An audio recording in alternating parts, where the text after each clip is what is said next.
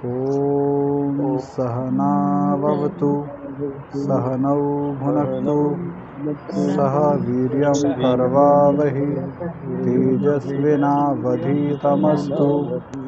मा विद्विषावहै। ओम शांति शांति शांति। सत्यार्थ प्रकाश की इस कक्षा में आप सभी का स्वागत है। सत्यार्थ प्रकाश की भूमिका हम लोग पढ़ रहे हैं और आज भूमिका जो है वो ख़त्म हो जाएगी। तो मैं आप लोगों को पढ़ा रहा था, कई सारे ग्रंथों के नाम आए थे, ठीक, उसके जो है आगे का फिर मैं आप लोगों को पढ़ा रहा था। लिखते हैं कि जैनियों के ग्रंथों में लाखों पुनरुक्त दोष हैं और इनका यह भी स्वभाव है कि जो अपना ग्रंथ दूसरे मतवाले के हाथ में हो वह छपा हो तो कोई कोई उस ग्रंथ को अप्रमाण कहते हैं। यह बात उनकी मिथ्या है। यानी जो जैनियों के शास्त्र हैं उनके अंदर बहुत से पुनरुक्त दोष हैं, रिपीटेशन हैं। एक बात कह दी फिर दोबारा उस बात को कह दिया, तो इस तरीके से क्या है, बार बार चीज़ें दोहराई जा रही हैं, तो इसको हम कहते हैं पुनरुक्त दोष। और इनके ग्रंथों में इतनी असंभव बातें हैं कि यदि मान लो आपके हाथ में लग जाए और आप इनसे कहो कि देखो आपके ग्रंथ में तो ऐसी ऐसी बातें लिख रही हैं, तो ये कह देते हैं कि वो हमारा ग्रंथ ही नहीं है, यानी नकार भी देते हैं यदि इन्हें ऐसा लगता है। और अपने ग्रंथ किसी को दिखलाते भी नहीं हैं जैनी लोग जो हैं आगे, क्योंकि जिसको कोई माने कोई नहीं, इससे वह ग्रंथ जैन मत से बाहर नहीं हो सकता। देखो एक चीज़ तो ऐसी होती है जिसे कोई भी ना माने तो बात ठीक है, और एक चीज़ ऐसी जिसे कोई मान रहा है कोई नहीं मान रहा, तो आप ये नहीं कह सकते कि वो उस धर्म से बाहर चला जाएगा, वो ग्रंथ उस धर्म का नहीं है। भाई कोई ऐसी पुस्तक है जिसे कोई भी ना माने तो बात ठीक है, तो हम ये कह देंगे कि भाई कोई भी नहीं मानता, ये आप झूठी बात है। लेकिन कोई मान रहा है कोई नहीं मान रहा, तो इसका मतलब क्या, वो ग्रंथ तो उसी धर्म की है, कोई माने या ना माने। हाँ, जिसको कोई न माने और न कभी किसी जैनी ने माना हो तब तो अग्राह्य हो सकता है, परंतु ऐसा कोई ग्रंथ नहीं कि जिसको कोई भी जैनी न मानता हो। इसलिए जो जिस ग्रंथ को मानता होगा उस ग्रंथस्थ विषयक खंडन मंडन भी उसी के लिए समझा जाता है। परंतु कितने ही ऐसे भी हैं कि उस ग्रंथ को मानते जानते हों तो भी सभा व संवाद में बदल जाते हैं।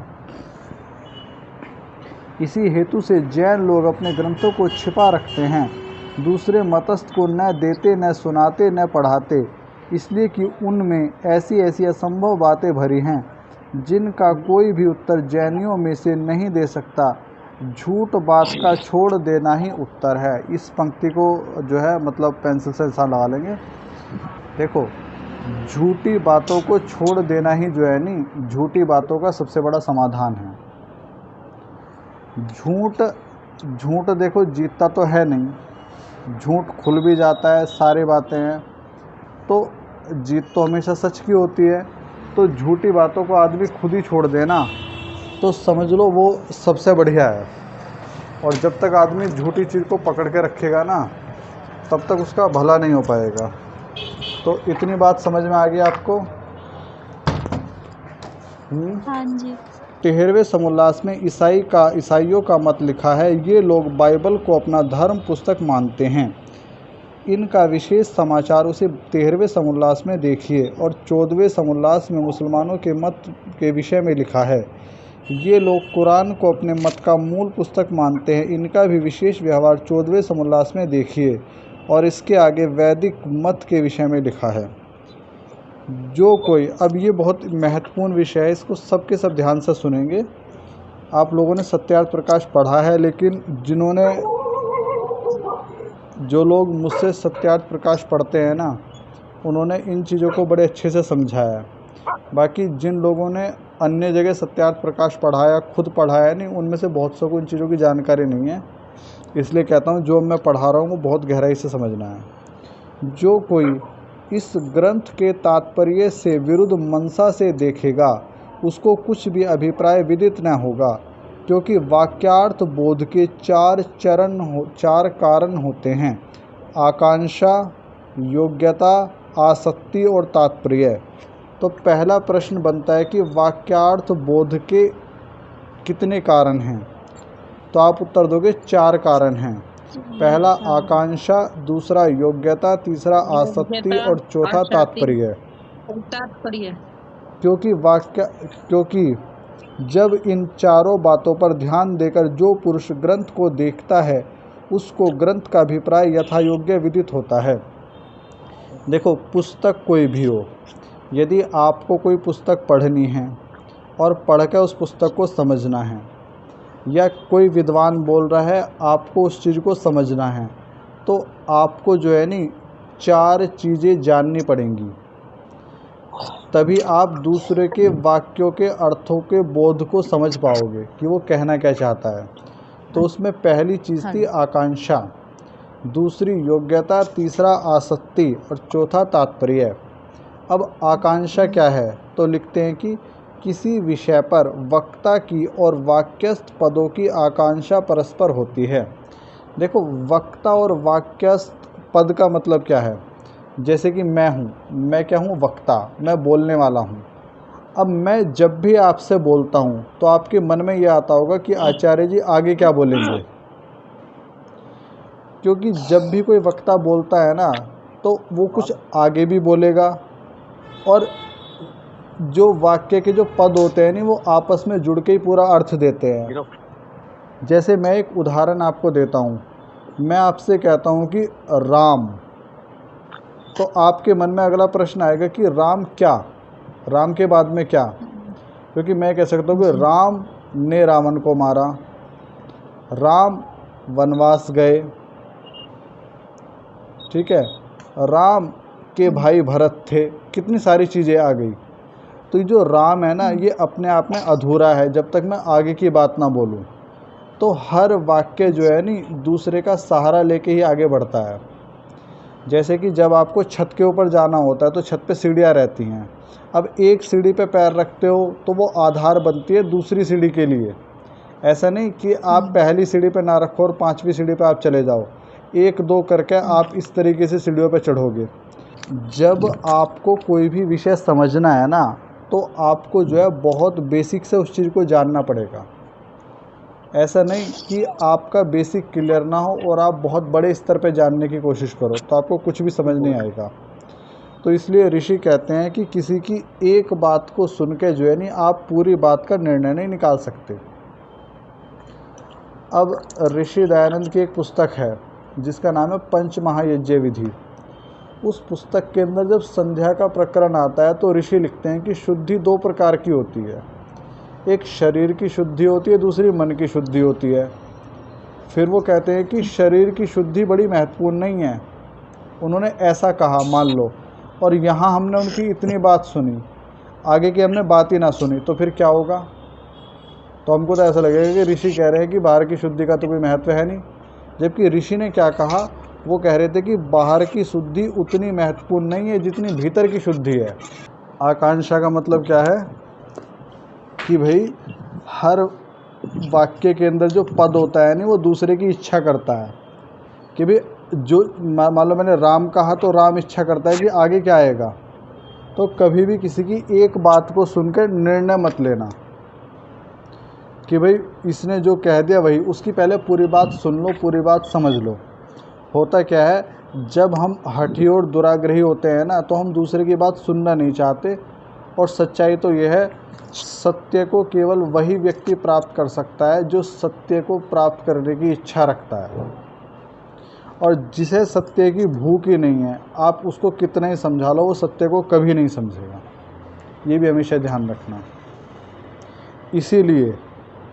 इसीलिए मैं आपको ये बात बता रहा हूँ, जब आप सत्यार्थ प्रकाश का 11वां समोल्लास पढ़ोगे तो महर्षि मनु एक श्लोक लिखते हैं और ऋषि दयानंद उसका अर्थ करते हैं कि जो व्यक्ति हठी और दुराग्रही है नहीं उसको समझाओ ही मत, क्योंकि वो समझेगा नहीं।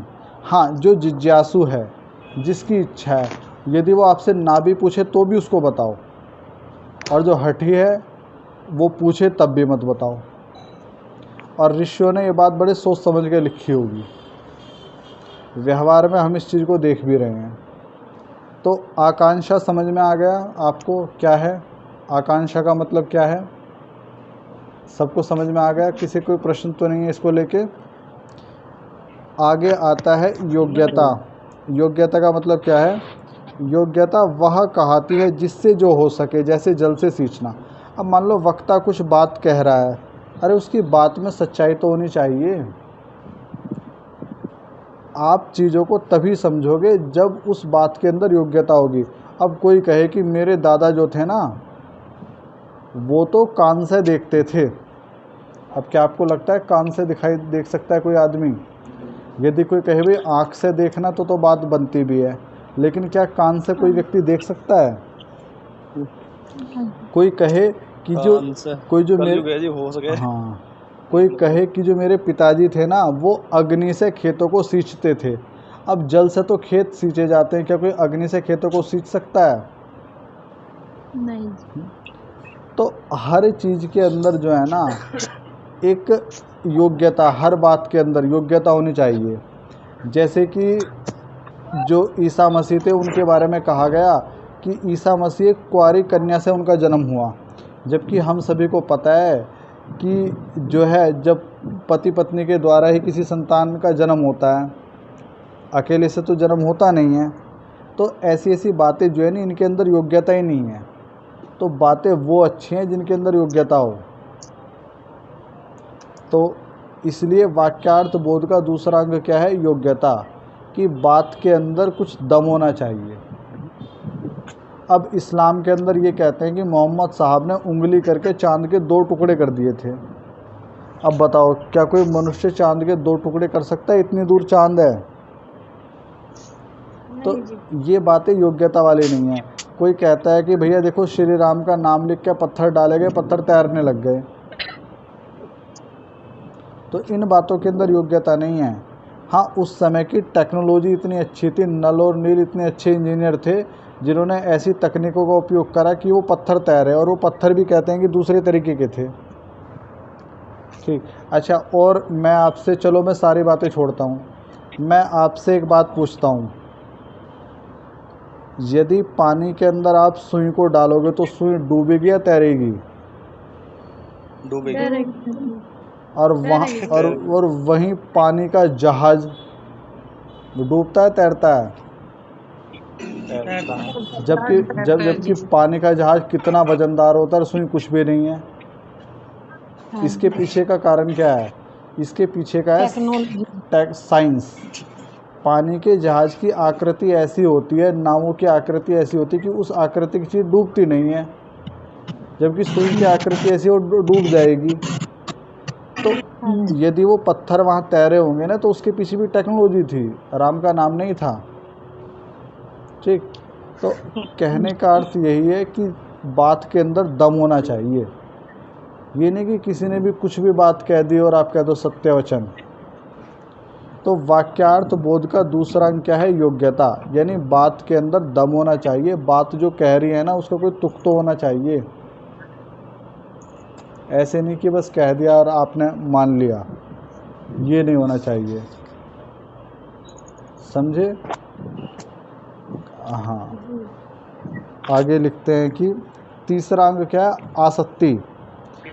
आसक्ति का मतलब होता है जिस पद के साथ जिसका संबंध हो उसी के समीप उस पद को बोलना व लिखना।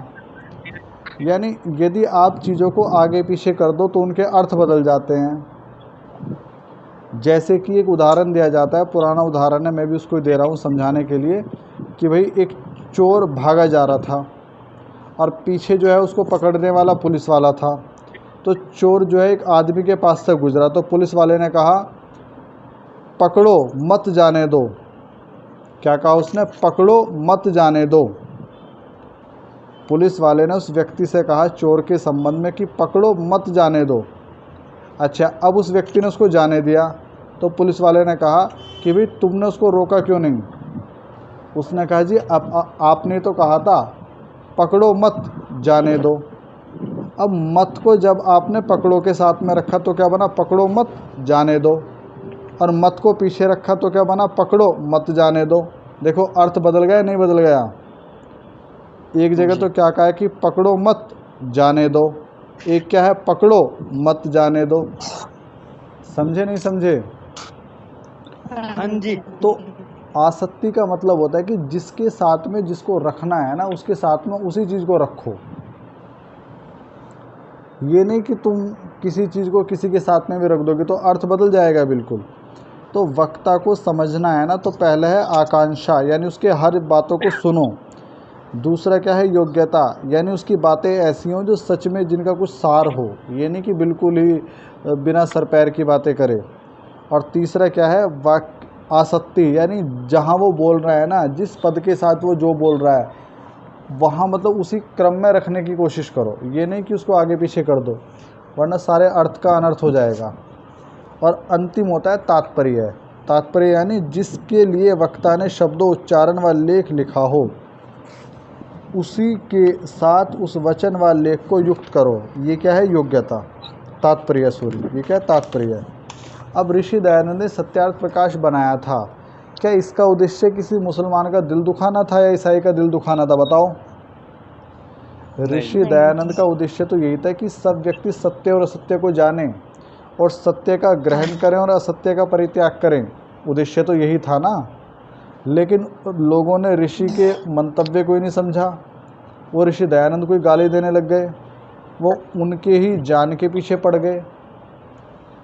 तो यदि आपको किसी के बात को समझना है तो इन 4 चीज़ों को आपको ध्यान में रखना पड़ेगा, जिसमें अंतिम क्या है, तात्पर्य। चलो आगे देखिएगा। बहुत से हठी दुराग्रही मनुष्य होते हैं जो वक्ता के अभिप्राय से विरुद्ध कल्पना किया करते हैं, विशेषकर मत वाले लोग। देखो बिल्कुल सही बात है, जो मतों में फंसे हैं ना, वो ऐसे ही काम करते हैं। उनको आप सही भी बात कहोगे तो भी उसमें गलत बात निकालेंगे वो। आप सही भी बात कुछ भी समझाओगे ना तो भी वो गलत ही सोचेंगे, जो मतों में फंसे हुए हैं। क्योंकि मत के आग्रह से उनकी बुद्धि अंधकार में फंस के नष्ट हो जाती है। अब मैंने अभी कुछ दिन पहले आपसे कहा था कट्टर। देखो भाई, मैं कट्टर का समर्थक नहीं हूँ। मैं कहता हूँ तुम बुद्धिमान बनो। कट्टरता कुछ नहीं होती, कट्टरता, ठीक है? बुद्धि से काम लो, विवेक से काम लो। इसलिए जैसा मैं पुरान जैनियों के ग्रंथ बाइबल और कुरान को प्रथम ही बुरी दृष्टि से न देखकर उनके गुणों का ग्रहण और दोषों का त्याग तथा अन्य मनुष्य जाति की उन्नति के लिए प्रयत्न करता हूँ, वैसा सबको करना योग्य है। देखो ये ऋषि की बड़ी अच्छी बात है। कभी भी कोई व्यक्ति खाली इसलिए गलत नहीं है कि वो मुसलमान है, ईसाई है, कोई भी। मुख्य चीज़ क्या है कि जो मनुष्य गलत है और वो किसी भी मत का हो, वो गलत ही गलत है। ये नहीं कि कोई आर्य समाजी है और इसलिए वो गलत करके भी अच्छा हो जाएगा। ऋषि दयानंद का सिद्धांत ये है कि जो गलत है वो किसी भी मतपंथ संप्रदाय में क्यों ना, वो गलत ही है, और जो अच्छा है वो अच्छा ही है। अब आपके मन में एक बात आएगी कि भाई मैं मुस्लिमों के ऊपर फिर क्यों कह देता हूँ कुछ बातें। उसका मुख्य कारण यही है कि कई बार विश्वास करके धोखा खाने से अच्छा है कि आप विश्वास ना करो तो ठीक है। समझे मेरी बात? विश्वास करके धोखा खाने से अच्छा क्या है, आप विश्वास ही ना करो, कम से कम धोखा तो नहीं मिलेगा। और उन लोगों के ऊपर विश्वास करके भी क्या मिल रहा है किसको?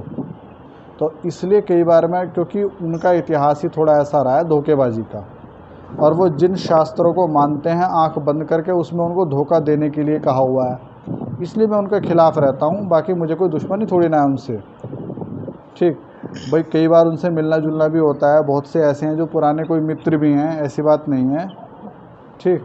लेकिन ये कि इतना मतलब नहीं कि कल को धोखा खाना पड़ जाए, इतना सचेत तो हम सबको रहना पड़ेगा। आगे, इन मतों के थोड़े थोड़े ही दोष प्रकाशित किए हैं जिनको देखकर मनुष्य लोग सत्य असत्य मत का निर्णय कर सकें और सत्य का ग्रहण और असत्य का त्याग करने कराने में समर्थ होवें। क्योंकि एक मनुष्य जाति में बहकाकर विरुद्ध बुद्धि करा के एक दूसरे को शत्रु बना लड़ा मारना विद्वानों के स्वभाव से बाहर है। देखो विद्वान सच्चा वही है जो सबके बीच में प्रेम का भाव फैलाए। विद्वान वो नहीं है कि जो बहकाए लोगों को, ठीक है, किसी को एक दूसरे के खिलाफ बहकाए, एक दूसरे के खिलाफ भड़काए, वो विद्वान का लक्षण नहीं है। और विद्वान हर मतों में, अब नेता लोग करते क्या हैं, नेता कभी भी सीधा नहीं टकराते, वो उनके समर्थक मारते हैं, मरते हैं, लड़ते हैं, झगड़ते हैं, और वो क्या करते हैं, वो जरा सी चिंगारी लगाते हैं। तो ये बुद्धिमान मनुष्य का, विद्वान का लक्षण नहीं है। आगे, यद्यपि इस ग्रंथ को देखकर अविद्वान लोग अन्यथा ही विचारेंगे। स्वामी जी को पता था, स्वामी जी को उस समय पता था कि लोग क्या सोचेंगे, तथापि बुद्धिमान लोग यथा योग्य इसका अभिप्राय समझेंगे। इसलिए मैं अपने परिश्रम को सफल समझता और अपना अभिप्राय सब सज्जनों के सामने धरता हूँ। इसको देख दिखलाकर मेरे श्रम को सफल करें। ये आप सबसे ऋषि दयानंद कह रहे हैं मेरे माध्यम से, ठीक है, मैं पढ़ा रहा हूँ आपको। और इसी प्रकार पक्षपात न करके सत्यार्थ का प्रकाश करके मुझ व सब महर्षियों का मुख्य कर्तव्य काम है। यानी हमारा उद्देश्य है कि हम सत्यार्थ प्रकाश का प्रचार और प्रसार करें, और सत्यार्थ प्रकाश हमारे जीवन के अंदर भी दिखना चाहिए। ये नहीं कि खाली पुस्तकें बांट दी जाएंगी, पुस्तकें बांट दी जाएं और काम ख़त्म हो गया, ऐसा नहीं है। ठीक, जो विश्व पुस्तक मेला लगता है उसमें वो ऐसे पुस्तकें बांटते हैं सत्यार्थ प्रकाश जैसे कुछ है ही नहीं। एक तरफ तो गुरुदत्त विद्यार्थी ये कहते हैं कि मैं अपनी सारी धन संपत्ति आदि बेच के यदि मुझे सत्यार्थ प्रकाश खरीदना पड़े मैं तब भी लूँगा, और वो लोग क्या कहते हैं, 10 रुपये में, 10 रुपये में, 10 रुपये में सत्यार्थ प्रकाश, जैसे पता नहीं क्या कुछ वो। तो बांटने तक ही काम नहीं चलेगा, तुम्हें जिम्मेवारी लेनी पड़ेगी। मैंने जिम्मेवारी ली है ना 4 साल पहले आप लोगों को पढ़ाने की, इस तरह आपको भी जिम्मेवारी लेनी पड़ेगी कि केवल कहो मत कि सत्यार्थ प्रकाश पढ़ लो, उसको समझाओ कि देख भाई ये है सत्यार्थ प्रकाश के अंदर, ताकि उसकी रुचि जागे उसके अंदर। ये हम सबका कार्य है। सर्वात्मा सर्व अंतर्यामी सच्चिदानंद परमात्मा अपनी कृपा से इस आशय को विस्तृत और चिरस्थायी करे। अल्म इति विस्तारेण बुद्धिमद शिरोमणिषु इति भूमिका। स्थान महाराणा जी का उदयपुर, भाद्रपद शुक्ल पक्ष संवत 1939, स्वामी दयानंद सरस्वती।